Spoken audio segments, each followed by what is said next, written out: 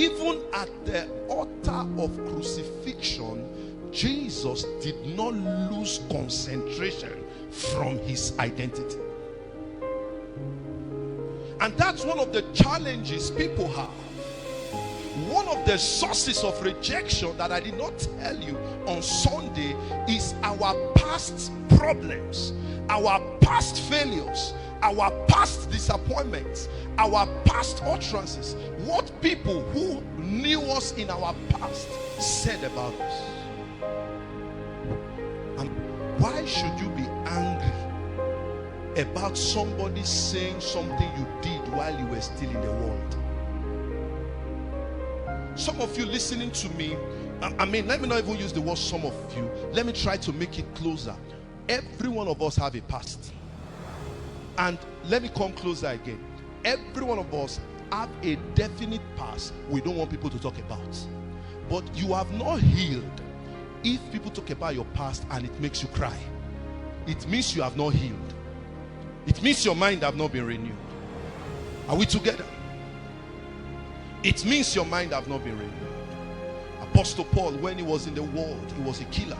And then when he you know one thing I like about Apostle Paul? Now only him they talk up. If they introduce himself, in they tell you. You know why? Because sometimes in life we get angry when people publicly make statements that reflect our past that we have not healed from. We get angry. So Apostle Paul did not wait for people to call him a killer. He called himself. He said, I'm not even worthy to what? Be called an apostle. See, sometimes, like what one of these preachers said some years ago, he said sometimes show the world your wound. Yes, we understand that they want to add salt to it, but there is a dimension of spiritual acceptance you will come into, that even if the world publish your wounds, you will be so stronger because that's not who you were. That's not who you are. Are you understanding what I'm talking about? I'm talking about not allowing your past to become your reality. Because one of the things that will make us to reject ourselves is when we remember that there was a time you were a slut. See, don't give people permission to use your past to make you cry.